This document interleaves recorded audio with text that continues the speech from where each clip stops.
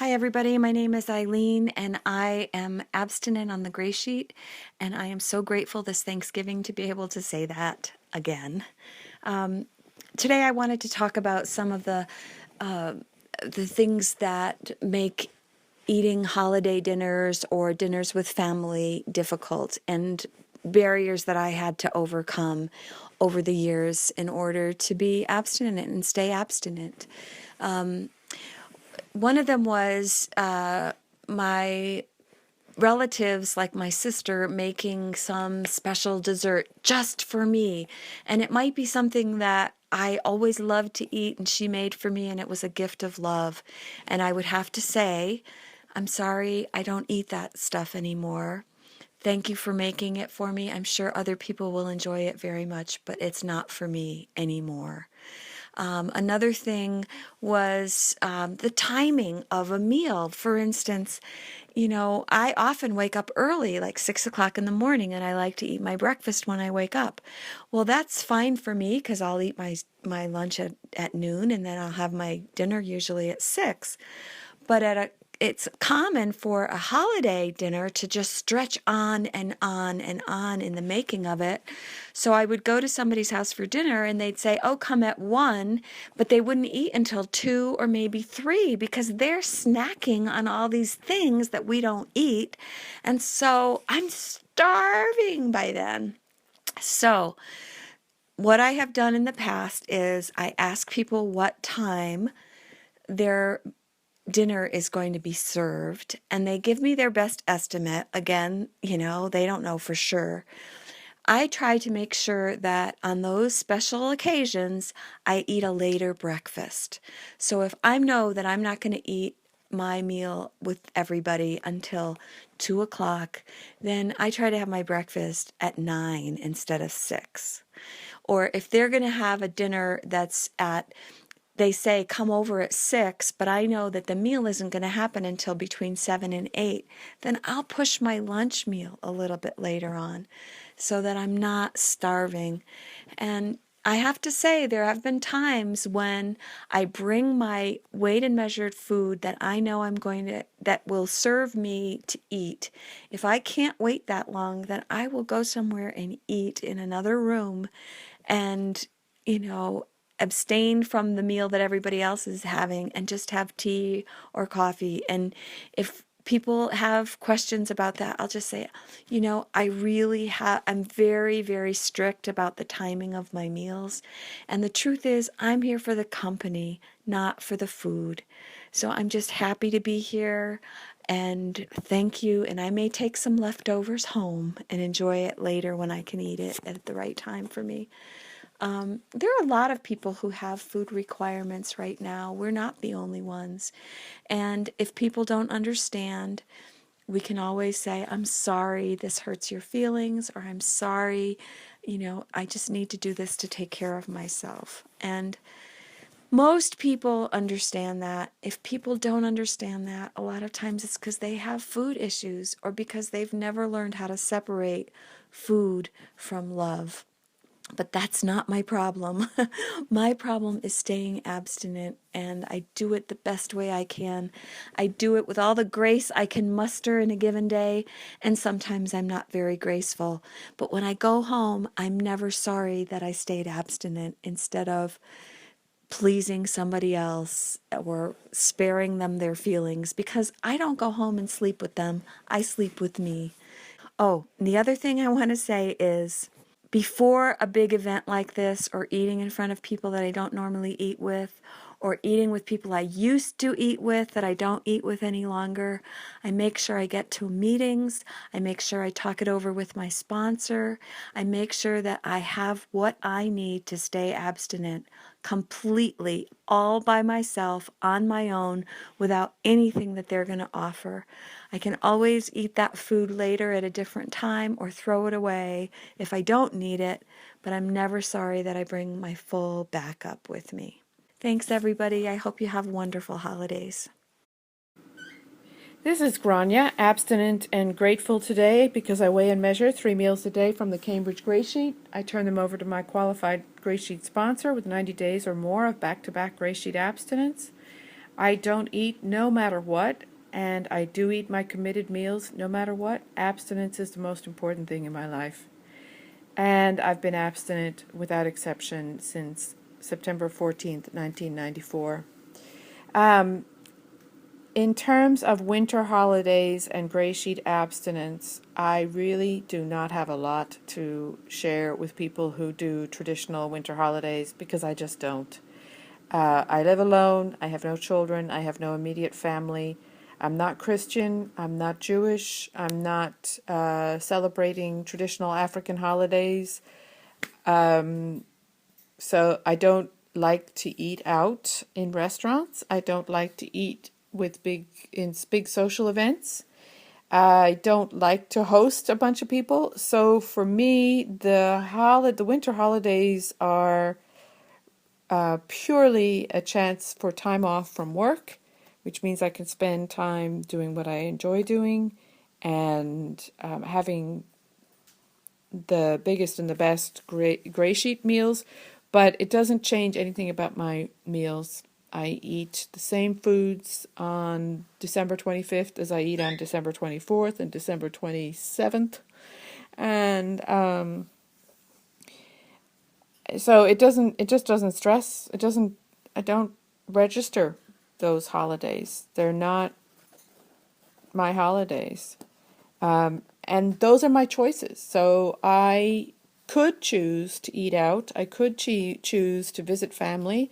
I could choose to attend the many Christmas, Hanukkah, Kwanzaa parties, New Year's Eve parties that I'm invited to.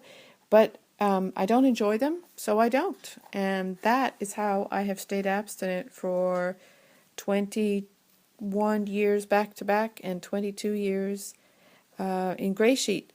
And I do, so the most important thing, no matter what time of year, is that I choose to be abstinent today. And it is the most important thing today. And I don't know what I want to do next Monday or 2 Sundays from now. All I know is what I want to do today.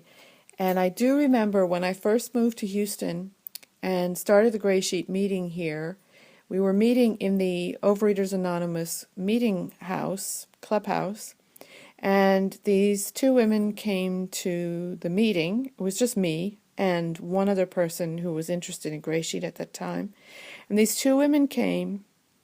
It was October, and when they said they were interested in getting started, and so I explained the Gray Sheet to them, and they repeatedly asked, well, what about Thanksgiving? What about Christmas? What about Thanksgiving? What about Christmas?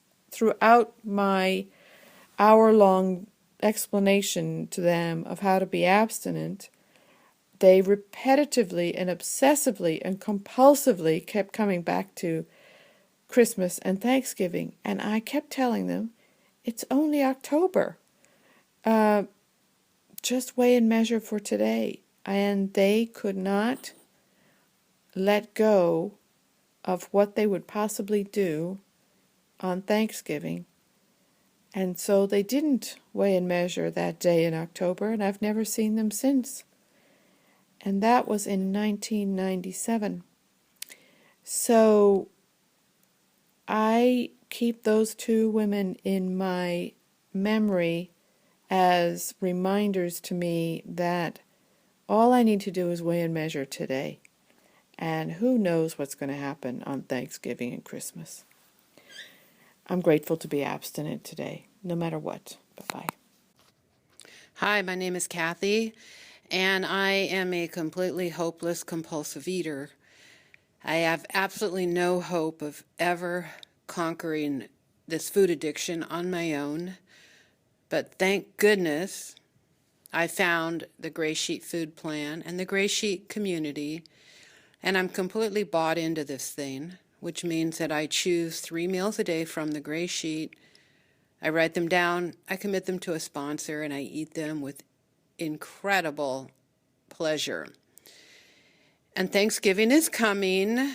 I was remembering my first Thanksgiving ever in recovery, which was quite a long time ago in recovery in another program. And I just could not bear to be around my family. I couldn't do it. I was so raw, and I went over. This gentleman from another program was having a lot of people over for Thanksgiving, and I went over there. I felt very safe. In my family of origin, there was a lot of drinking, a lot of harshness, and I just couldn't do it. I just couldn't do it. But I am more recovered, and I can handle a lot more than I used to. I don't try to be around people that are harsh or under the influence, but I'm a lot more easygoing, as a result of working the 12 steps. So I've had a lot of different experiences over the years of Thanksgiving. I always try and do something. I don't have any children of my own. I do have a husband, and he has children, so he's often flying off to be with them. This year he's going to be here, and we're going to cook a traditional Thanksgiving meal, and I'm not going to eat the normal Thanksgiving fare because I don't eat animals. I'm vegetarian, so I'm not going to eat that part of it. And the vegetables that I'm cooking will not be covered in different sauces and things because I need to be able to measure them. So any meal, any Thanksgiving meal that I am a member, a part of, is going to be different for me because I don't eat the normal Thanksgiving protein. So, I've just came to feel comfortable being different. So for me, it's not a big deal.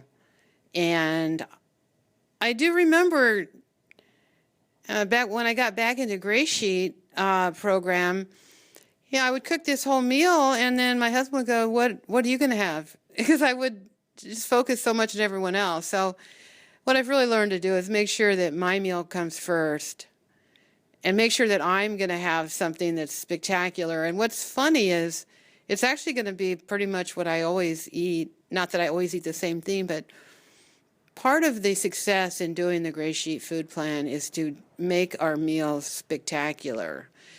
Every meal, 3 times a day, we call it number 10 meals.